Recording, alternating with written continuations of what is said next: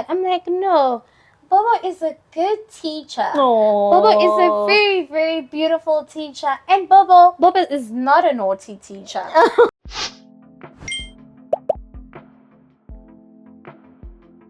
Hello guys, welcome back to yet another episode of Conversations with Santa. Today I am joined by... I'm Bogang, and I would like to introduce myself. So, what describes me? I always describe myself as a sunflower. I bloom in the summer. I'm a mom. I'm a teacher here in China, and my background is in psychology, and I'm just a lover of life. Okay. So today's topic is navigating mental health as an expat. That is a very challenging one, because one factor is the time zones, right? And we always hours apart from where we originally come from. Or basically, I can say the whole of Africa. So the time thing, you can't really talk to people during that time frame that you want to talk to them. So basically, when we are awake in South Africa, they're sleeping, or when they're sleeping, vice versa. So I think that plays a very, very crucial role in mental health. Also, workspaces, being in a totally different country from where you come from, certain culture shocks come into play. Yeah. All right. Can you let the viewers know what are some of the common mental health challenges that are faced by expats? I think for me, it's being away from home, right? This, like I said, this is a totally different continent. The way that life is this side is very, very different. Coming from South Africa, the one thing that I've noticed is how we work and navigate. So most of the time, Chinese people have this group mentality, right? They kind of follow what is being said. And us being South Africans, I can say we are a bit rebellious. Right. We have the individualistic culture, right? Exactly. And because we are more from a country that comes with rights, there are a lot of freedoms. The right of speech. I remember being in China and being told that you're not actually supposed to say that. I'm like, why am I not allowed to say whatever I want to say, right? And one thing about Asians, also, having worked in Korea, they are workaholics. Yes. They hardly sleep, right? So I can say we're a bit spoiled in South Africa. We don't work as hard. So coming here, it's really, really tough. Would you say that language barriers also factors into the challenges that expats face? For me, I would say if you want to navigate around China, because basically everything is written in Chinese, right? But in terms of work, one thing I've noticed about not only Chinese, but Asians specifically, they're very big on body language. They express themselves using a lot of gestures. So coming from South Africa, I think we're very good at reading body language, right? Because we're quite boisterous as Africans in the way we speak. So it's good that we can read body language, even though we can't understand the language or what you say. But you can hear by the tone a person says something, by the way their body is, communicating with you. So in terms of workspace, no, I don't think language is a barrier, but going outside, navigation and all of that, yes. Okay. All right. Okay.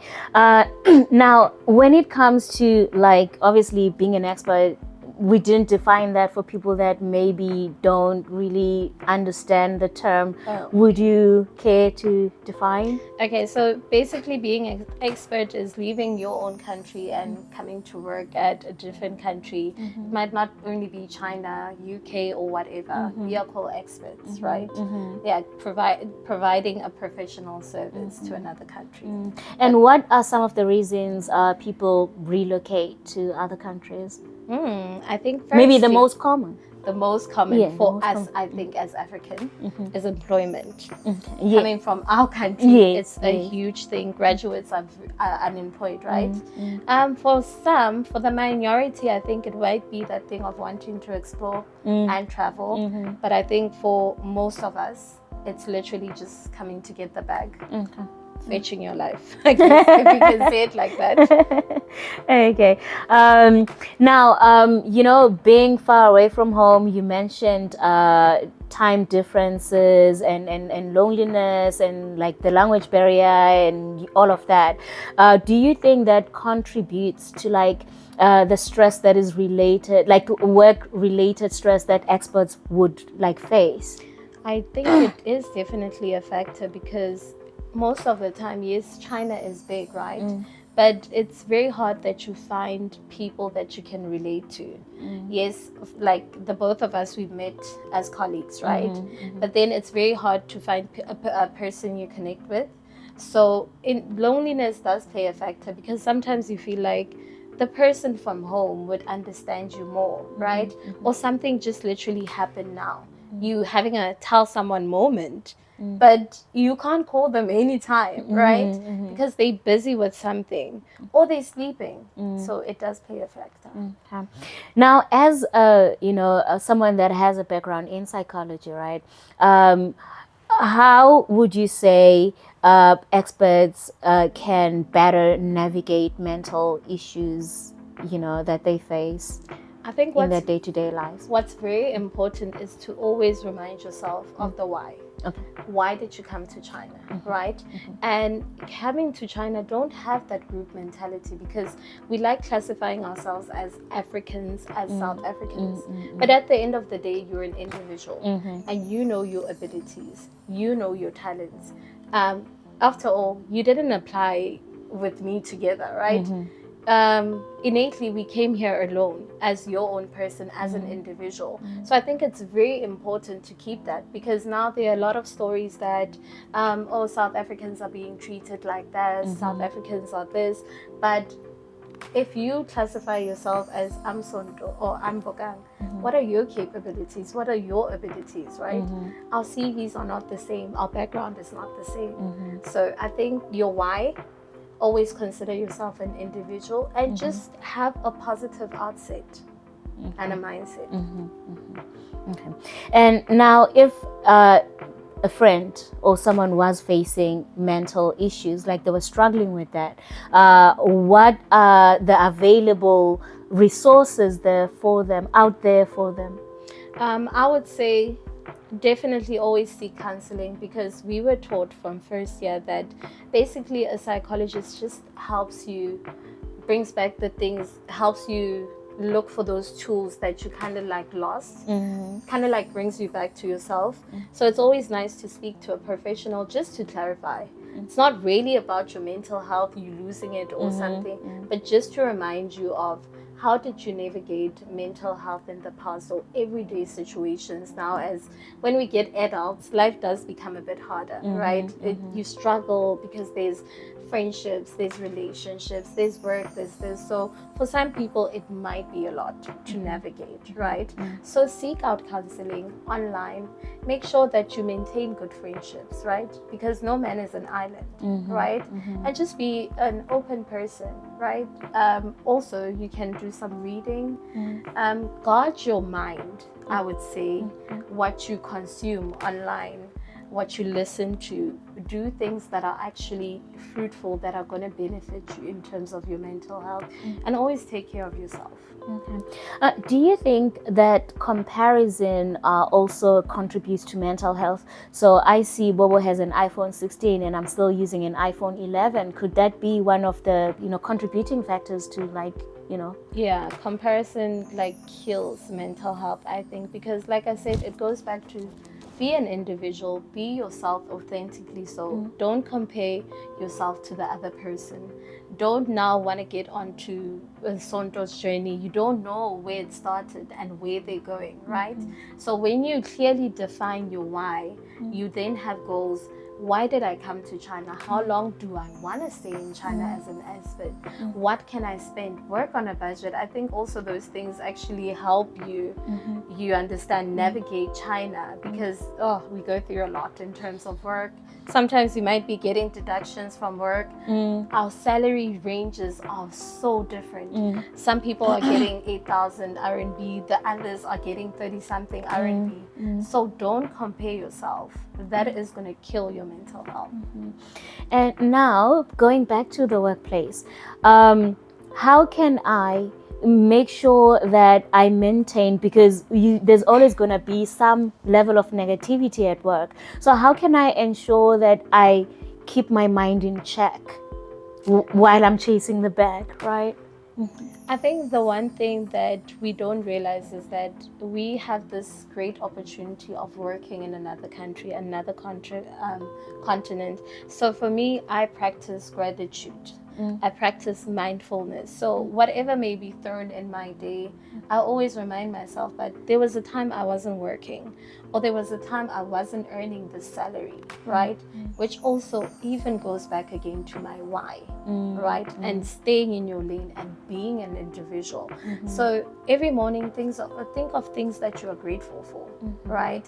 And just celebrate your little wins and celebrate the fact that you are getting closer to the end goal, right?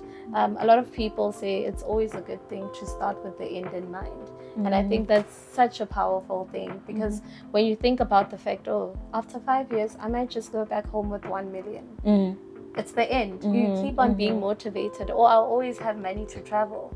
It's the end in mind. So for me, it's that. Always just looking at the bigger picture. Okay. Between anxiety and depression, which one do you think is the most common? I think anxiety is very, very common, because people have this syndrome. In my language, they call it batho ba tla reng. What will people say? Right? So they always have this thing: how does my boss view me? How do I look like to my school? How the parents gonna receive me because I'm black, I'm this, I'm that. So if you just let all of that out and just be yourself. I'll always go back to saying be yourself. Know the reason why you came here, first of all. I think all that anxiety, because at the end of the day, we came here qualified, or did we sneak our way into teaching? No, we didn't. Yeah. We are qualified. So if you just be yourself, you'll actually end up enjoying your work and interacting with kids, because that's the nice thing about our job, getting to school and all the kids are there and they're smiling and they're excited about that. Because when I transitioned in South Korea from kindergarten to now college, I miss that. I miss the little kids' smiles and hugs and the I love you. So yeah, just truly be yourself. Does that impact, or can that impact your, like, the situation you are in positively, like meeting the kids, seeing the smiles, hearing the I love yous? Do they make the situation a little bit better? They do, because in psychology, right, in your brain, our brain does produce endorphins, maybe when you smile or when you do a certain things, but a certain hormone that's activated. So obviously seeing little children smiles, hearing, sometimes I have a student, true story, she always affirms me. So when she sees that I'm serious, Hathaway will say, Bobo, are you sad? I'm like, no, Bobo is a good teacher. Aww. Bobo is a very, very beautiful teacher. And Bobo is not a naughty teacher. So, I didn't want that affirmation, but it just melts my heart and it just lets me know that I am doing something right. And it works out at the end. Oh, okay.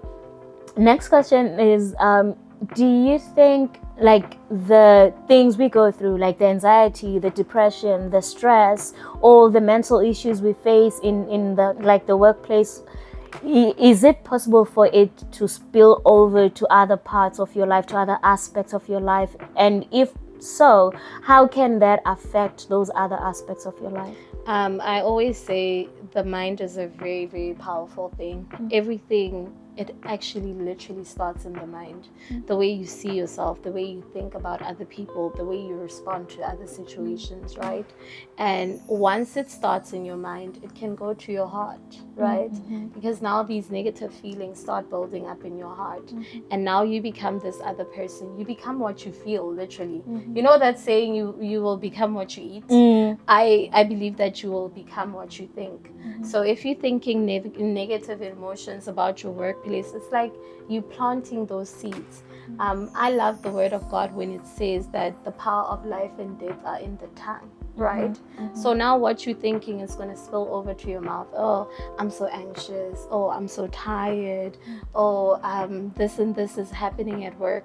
I can't remember how I said to you the other day, I've started to be like, I'm thinking positive about this whole thing, and literally everything started changing. And I'm not saying that not all of us have a bit of anxiety, a bit of fear, a bit of that, but there's a scale, right? There's an unhealthy anxiety, there's healthy anxiety. So just make sure that you're not tipping the scales, right? And that you remain in the healthy ranges. Okay, the last and final question is, you know how like we cope, especially the experts, right, in the education sector, we cope by telling each other what we're going through. Oh, you know, this is what is happening at my school, and then you will also like relate or narrate whatever is happening. Oh, this is what happened. So how can that add to whatever you're already feeling or dealing with mentally? Oh wow, that is very immense. I always say that I'm an empath. So it means that I take in people's emotions, right? They affect me. What you say without even realizing it is going to impact me, right? So you have to make sure that you filter out the noise, right? You have to make sure that you build boundaries around you and say, no, Bogang, don't tell me about how bad your school was today, because I really know we in China, because there are some realities, right? We're not in our country. It's obviously not going to feel like you're in your home country, and they do things a certain way, right? So some of the things are very obvious on how they are disrespectful sometimes, on how they disregard people's emotions. And sometimes it's not really their fault. It's just the way they live in China. You can see with the children, I think. So it's that cultural difference. Cultural difference, exactly. Because I think us as African teachers, we've brought in this thing of, no, love kids, right? Because even in psychology, when they do comparison studies with Asian kids and the parenting style, they're very authoritative, right? So there's no love between, you don't affirm your kids, I love you, oh, you failed, it's okay, it will be okay. They'll be like, why are you failing? Why are you doing this? And it's the kind of society they live in. So have boundaries. Be able to say, no, Bobo, not today. Can we change the subject and talk about something positive? Or how are we going to change this and make it better for the both of us, right? Okay. To summarize, to end, we earlier talked about self-help books, channels, Instagram pages that maybe talk or deal or discusses mental health issues and self-help ways or whatever, you know. So do you are there any that you can maybe recommend? I love this YouTube channel called The Conversation Capital. They speak about a lot of issues. Okay, we're going to list that at the bottom of the video. And in terms of Instagram, I like following women who are just about women empowerment, you know. As much, I wouldn't say I would say I'm a soft feminist, if there is such a thing, right? I'm not totally against bashing men, but I just believe in being a woman, right? Being soft, taking care of your mental health, taking care of your physical appearance, and literally just taking time to rest, time for yourself.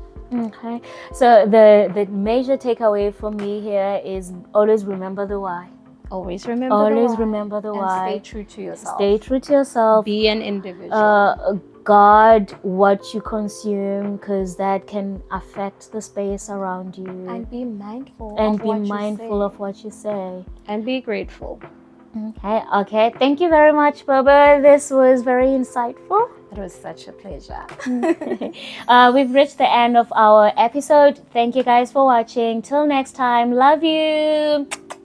Toodles.